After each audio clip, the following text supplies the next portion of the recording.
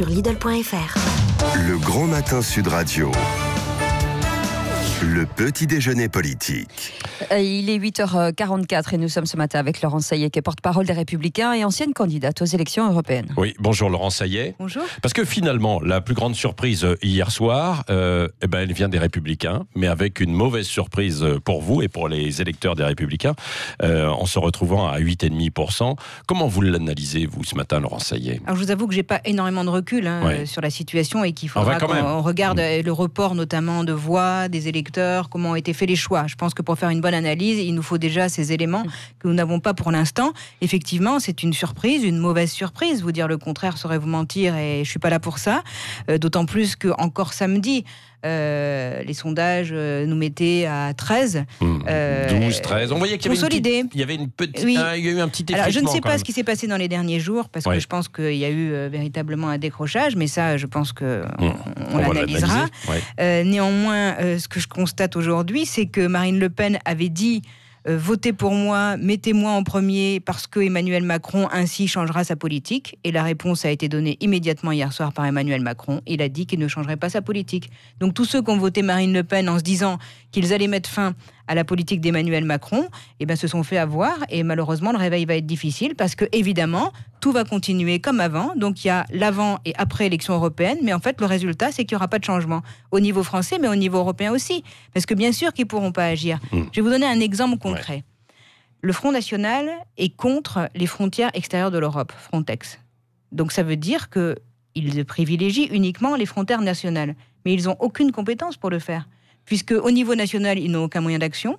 Et au niveau européen, ils sont contre la seule frontière que nous avons contre l'immigration. Donc là aussi, on est dans une impasse. Parce qu'il faut parler du fond aussi. Alors, non, mais ça c'est vrai, Laurence Saillet. Et François-Xavier Bellamy, lui, défendait justement cette double frontière, en quelque sorte, en renforçant les frontières franco-françaises et puis Frontex. Mais pourtant, ça, il l'a défendu, mais il n'a pas été entendu, François-Xavier Bellamy. Non ? Est-ce que sa voix ne portait pas assez dans cette campagne ? Je ne veux pas remettre en cause François-Xavier Bellamy, puisque je vous rappelle, certes, mais c'est pas parce que les temps sont durs qu'on doit jeter les uns et les autres. Parce qu'il faut quand même avoir l'honnêteté de dire qu'il y a une semaine, un peu plus d'une semaine à Paris, toute la famille politique était rassemblée avec un grand enthousiasme derrière François-Xavier Bellamy pour sa personne, pour ce qu'il défend, pour la manière dont il a mené la campagne. Donc je ne vois pas pourquoi, parce qu'aujourd'hui c'est difficile, tout à coup, chacun changerait d'avis sur François-Xavier Bellamy ou ce qu'il a défendu. Voilà, donc ça c'est une chose, je pense qu'il faut avoir l'honnêteté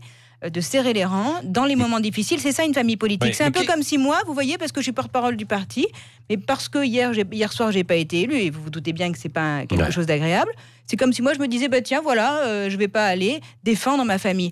Mais c'est des dizaines de milliers de militants qui se sont mobilisés pendant cette campagne. C'est des élus. C'est toute une famille qui s'est mobilisée pour cette campagne. Et on doit les respecter. Et les respecter, c'est ne pas justement aller dans la division. Parce que dans cette campagne, on a réussi à rassembler la famille. Et ça, personne ne peut oublier cette photo de famille qui a été faite. Et c'est dans ce sens qu'il faut continuer, dans le rassemblement, évidemment. Et nous œuvrons toujours dans ce sens.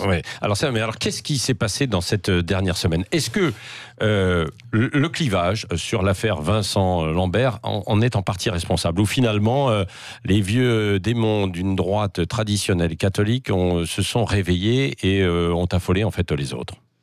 Peut-être, mais comme je vous dis, je n'ai pas, moi, la compétence... Il y a peut-être une erreur de stratégie dans cette dernière semaine ou pas ?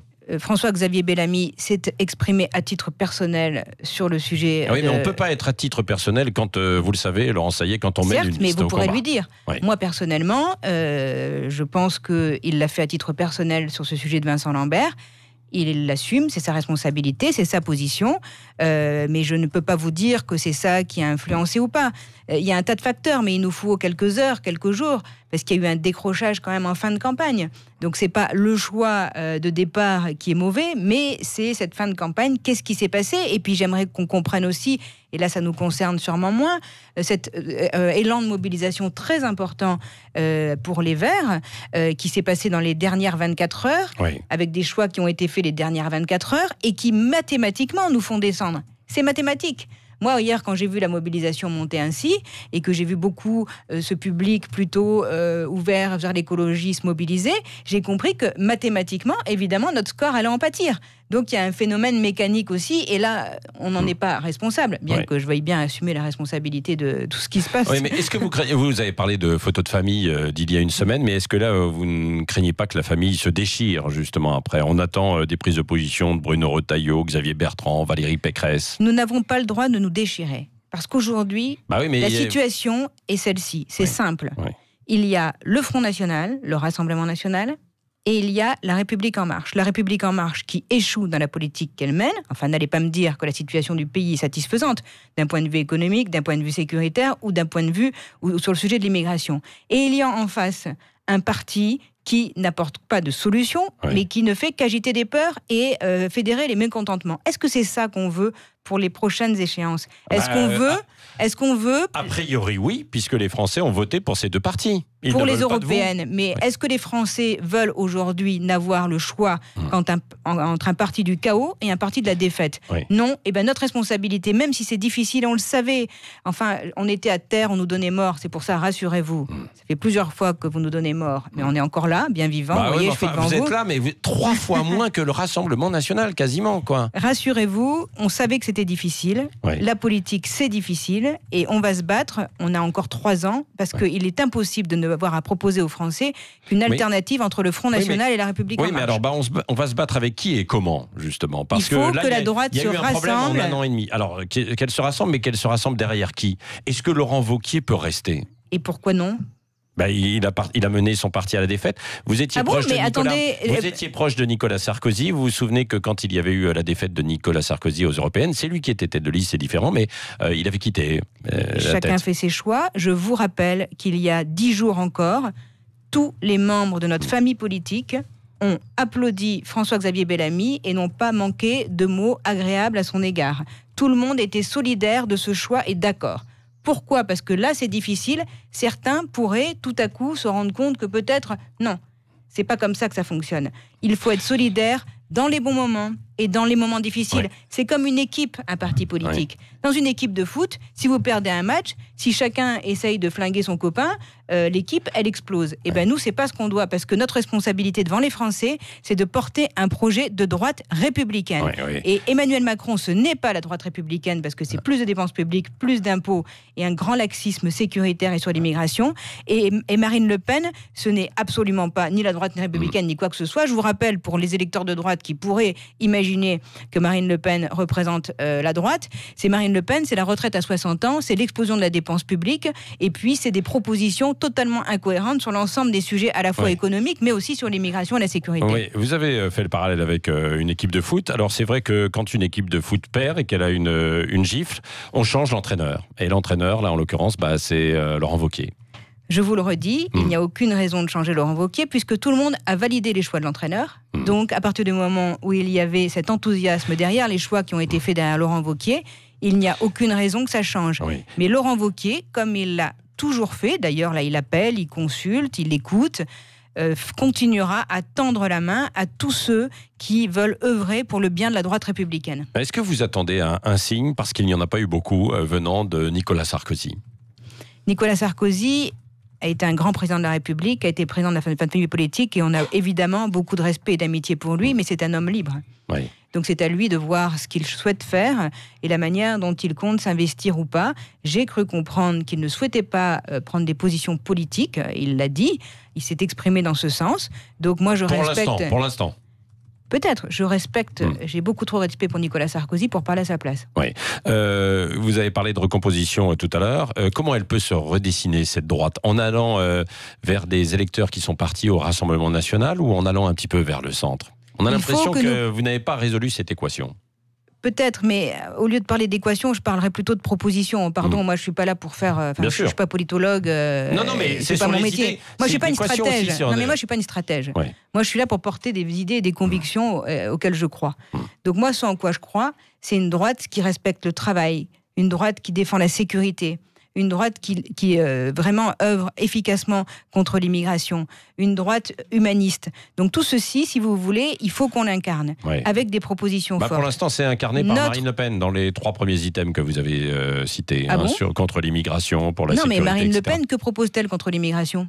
Donnez-moi une proposition valide. Elle n'est pas pour renforcer Frontex. Est-ce que vous pensez qu'à partir du moment où on laisse rentrer des immigrés en Europe, on peut les stopper uniquement au niveau national? Non, c'est faux.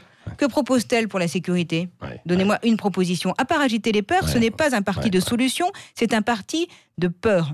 Donc c'est ainsi, on l'assume. Les Français ont fait des choix hier, les électeurs ont fait des choix, et on a respecté ces choix. Néanmoins, nous, derrière, c'est à nous de nous renforcer encore pour être plus performants, et c'est vrai, encore plus audibles. Mais vous voyez, par exemple, notre programme européen est un excellent programme pour celui qui prend la peine de le lire, parce que nous avions 75 propositions très construites, très efficace. C'est dommage qu'il y ait eu ce duel mortifère qui se soit mis en place, notamment dans les 15 derniers jours, et qui a totalement absorbé le fond. Moi, je le vois bien, on ne parlait plus des propositions, on a basculé toujours dans l'analyse de la stratégie, dans le duel. Qu'est-ce qu'a dit Madame Loiseau quand elle s'est présentée? Elle a dit, mon premier objectif, c'est de battre Marine Le Pen. Qu'est-ce qu'a dit Marine Le Pen en réponse? Notre objectif, c'est de battre Macron pour mettre fin à sa politique. Je vous le redis, elle a battu Macron, elle ne met pas fin à sa politique. C'était un grand bluff. Et ce grand bluff, malheureusement, les Français vont le comprendre, mais un peu trop tard. Oui. Laurence Saillet, qu'est-ce que vous allez faire? Vous avez été battu, puisque vous n'êtes pas élu, entre guillemets. Vous continuez la politique ou pas? Moi, je suis engagé au sein de ma famille politique, à moins que vous ayez des informations. À moins que vous ayez des informations. Il peut y avoir de la déception, et il y en a certains qui tournent la page après des échecs. C'est difficile, mais je pense que, on va pas se plaindre. Je veux dire, il y a des Français qui vivent des choses bien plus difficiles chaque jour. Je veux dire, c'est quand même pas dramatique. Je vais pas me plaindre, je n'en ai pas le droit. Vous comprenez bien qu'il y a des Français tous les jours qui sont malades, qui perdent des proches, qui ne peuvent pas finir la fin de mois, et vous croyez bien qu'on ne va pas nous se plaindre parce qu'on a perdu une élection. Vous allez continuer? Il y a des réunions qui sont prévues autour de Laurent Wauquiez? J'ai aucune idée. Quand je vais quitter votre plateau, je vais aller au siège. Mais depuis hier soir, j'ai eu plaisir à faire le tour des médias pour justement porter la voix de nos militants et de tous ceux qui nous ont fait confiance. Donc je n'ai pas encore eu le temps de faire le point sur l'organisation à venir. Merci Laurence Saillet, porte-parole des Républicains, était l'invité de Sud Radio ce matin. Et on va continuer dans quelques minutes. Sur un sujet plus large toujours. Êtes-vous satisfait du vote des élections européennes hier? Vous pourrez nous en parler bien sûr au 0826 300 300. Vous continuez de commenter sur les réseaux sociaux. Et on en parlera dès 9h05 avec l'ensemble de nos invités. 8h56, c'est le Grand Matin Sud Radio.